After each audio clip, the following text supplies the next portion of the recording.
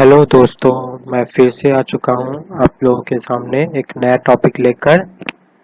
आज मैं आप लोग को बताने वाला हूँ स्लम टेस्ट के बारे में। स्लम टेस्ट होता क्या है? Slump test is a means of assessing the consistency of fresh concrete and workability.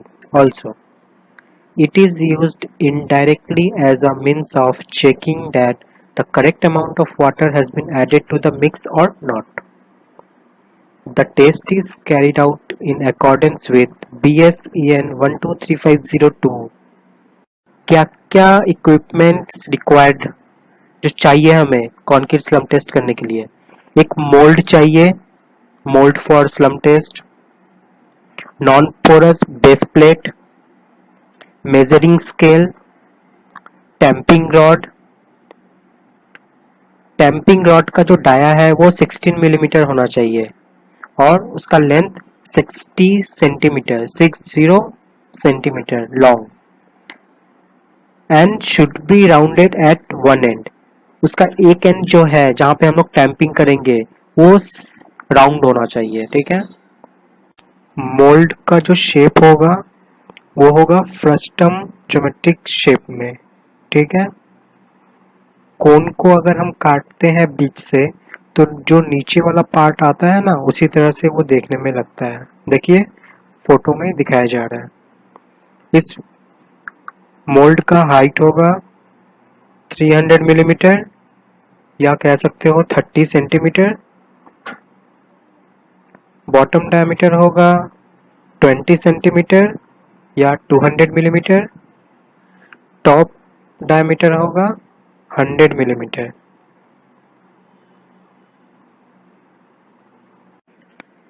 Procedure for concrete slump test.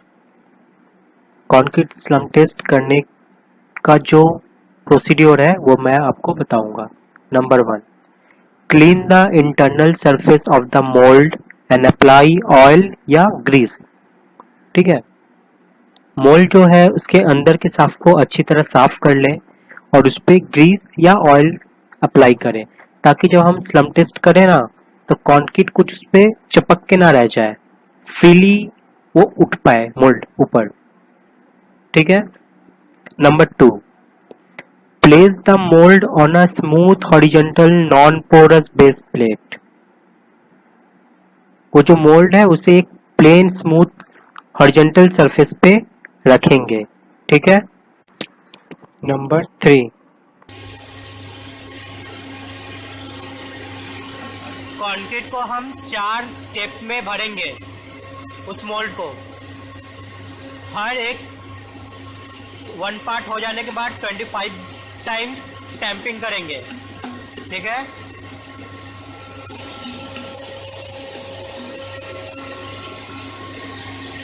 ये हुआ फर्स्ट पार्ट, ये हम सेकंड पार्ट डाल रहे हैं उसमें। इसकी टैंपिंग की टोटल 4 स्टेजेस है और एवरी स्टेजेस में 25 टाइम्स टैंपिंग करते हैं।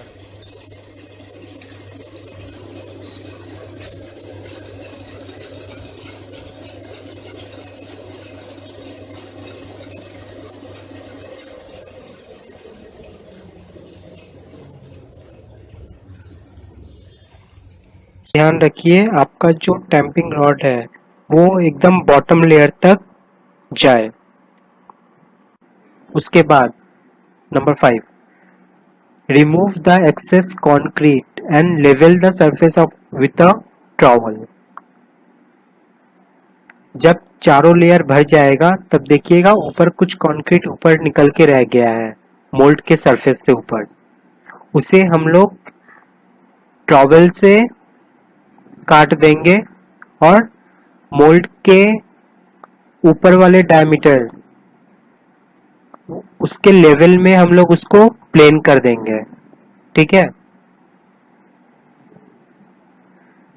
नंबर 6,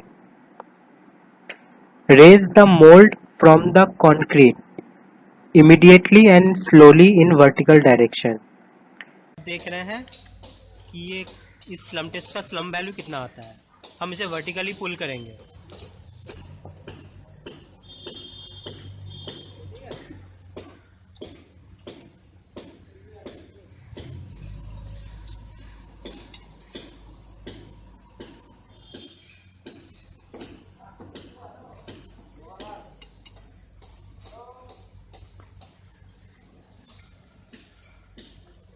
160। तो हमारा स्लम्प यहाँ पे 160 आया।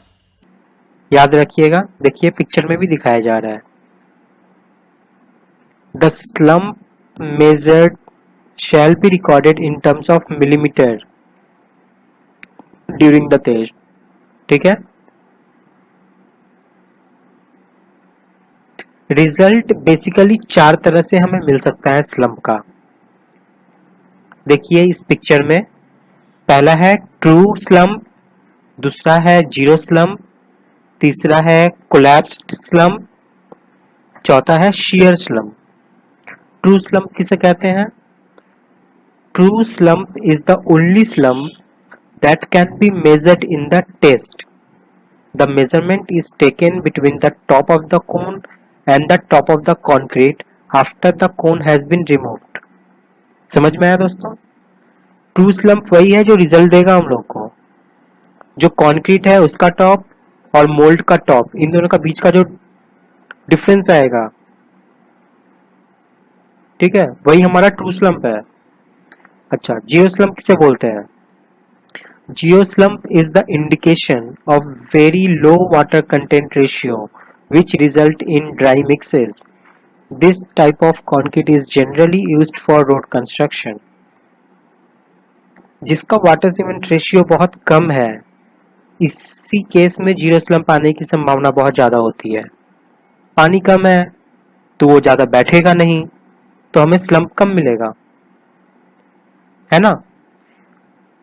जो हमारा हाईवे वे है, रोड जो है, जनरली रोड में हम इस स्लम्प को यूज करते हैं, क्योंकि हाँ दोस्तों ये भी याद रखो, अगर लो स्लम्प है तो इसका मतलब उसका स्ट्रेंथ बहुत ज्यादा है। हाँ, बोलते हैं ना, water cement ratio is inversely proportional to the strength of the concrete. Water cement ratio जितना कम, स्ट्रेंथ उतना ही ज्यादा। चलो नंबर 3 पे आते हैं, collapsed. Collapsed slump, this is an indication that the water cement ratio is too high. Zero slump के just उल्टा, इसमें अगर वाटर सीमेंट रेशियो को ज्यादा हो जाता है तो जो कंक्रीट है स्लम्प टेस्ट करने के दौरान क्या होगा, एकदम धड़ाक से नीचे गिर जाए। Number 4, shear slump. The shear slump indicates that the result is incomplete and concrete to be retested. देखिए ड्राइंग से पता चल रहा है कि shear slump जो है उसमें पता नहीं चल पा रहा कि हम slump का वैल्यू कहाँ से लूं, इसलिए ऐसे कंडीशन में हम लोग slump टेस्ट री करते हैं, फिर से री slump टेस्ट करते हैं। ठीक है, ये 4 टाइप का slump हो गया। मैं आप लोग को बताता हूँ अब advantage of slump cone test. Number 1, it is helpful in detecting the difference in water content of different batches of concrete of the same identical mix. Water cement ratio batch to batch vary करता है, उसे detect करने के लिए slump test बहुत ही फायदेमंद test है। The slump number 2, the slump cone apparatus is cheap, convenient to handle and moreover it is portable. इस apparatus को हम लोग कहीं से भी कहीं हम लोग ले आ सकते हैं आराम से, हैंडल करना भी बहुत इजी है और इसका प्राइस कुछ ज़्यादा नहीं है। इंडियन करेंसी में लगभग 1500 आते हैं इस apparatus की प्राइस। ठीक है, कुछ लिमिटेशन बताता हूं आपको स्लम्प टेस्ट का। Number 1, it is not suitable for concrete in which maximum size of the aggregate exceeds 40 mm।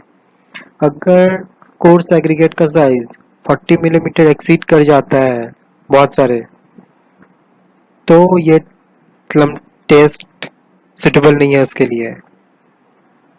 ठीक है। Number 2, it is not suitable for dry mixes। ठीक है, ड्राई मिक्स के लिए ये सुटेबल नहीं है। Number 3, different shapes of slump may occur and it is difficult to decide which is the correct value। है ना, जब स्लम्प टेस्ट करेंगे हम, तो स्लम्प का जो शेप आता है वो डिफरेंट आ सकता है, इरेगुलर टाइप का।